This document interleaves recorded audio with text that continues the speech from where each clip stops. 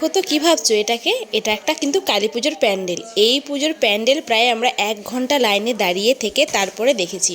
আমরা ভাবতেই পারিনি যে ভিতরে ঢুকতে পারবো, অবশেষে ভিতরে ঢুকতে পেরেছি এবং প্যান্ডেলটা কিন্তু অসাধারণ হয়েছিল। মানে আমার তো বেশ ভালো লেগেছে এবং ভেতরে প্রতিমাও খুব সুন্দর হয়েছে। তো চলো তোমাদের মা কালীর মুখটা একবার দেখিয়ে দিই। তো এই দেখো কি সুন্দর হয়েছে না, একদম অন্য রকমের মা কালীর প্রতিমা। 1 ঘন্টা লাইনে দাঁড়িয়ে থেকে একটা পুজো দেখার পর পুরো মুড তো খারাপ হয়ে গেছে, মানে আর কোনো এনার্জি নেই যে পুজোতে ঘুরবো আর কি।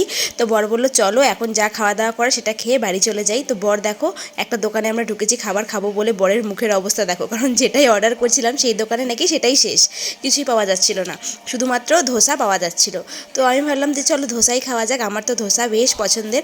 তো আমি বললাম 1 প্লেট ধোসা অর্ডার করি, কারণ মেয়ে এবং মেয়ের বাবা এরা দুজনেই কিন্তু ধোসা খেতে একদমই পছন্দ করে না। তো আমি বললাম কোনো ব্যাপার না, আমি ধোসাটা খাই, তোমরা তাকিয়ে তাকিয়ে দেখো, মানে আমার সাথে বসো আর কি। কিন্তু সেই ধোসা কখন অর্ডার করেছি, ধোসা তো আর আসছে না। তো আমার বর বলছে এই খেয়ে কিন্তু বাড়ি যাবো, আর কিন্তু কোথাও ঘুরবো না। আমি বললাম ঠিক আছে। তো এদিকে তো আমার গালে হাত পড়ে গেল, কারণ এখনও ধোসা আসছে না, আবার আসবে কি আসবে না সেটা ভেবেও ভয় পাচ্ছি, কারণ এতক্ষণ ধরে বসে আছি। তো যাই হোক, বসে থাকতে থাকতে অবশেষে আমার ধোসাটা এসে পৌঁছে গেছে।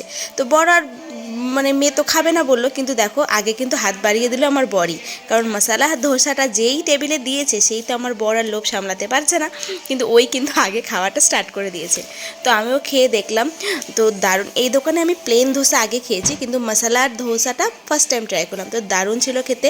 সেই খেয়ে আবার মেয়ে বললো যে চাউমিন খাবো। আমরা সেখানে চাউমিন অর্ডার দিয়েছিলাম, সেই দোকানে ছিল না বলে আবার একটা অন্য দোকান থেকে মেয়েকে চাউমিন খাইয়ে আমি আর বর আবার 2টো এগরোল নিয়েছি, মানে আমি একটা এগরোল, আমার বর একটা এগরোল, দুজনে 2টো এগরোল নিয়েছি।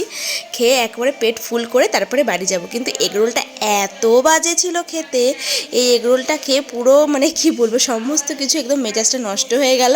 কারণ ধোসা খেয়েছিলাম, ধোসাটা এত ভালো ছিল, আর এই এগরোলটা পুরো মাটি করে দিল পুরো টেস্টটা আর কি বলতে পারো।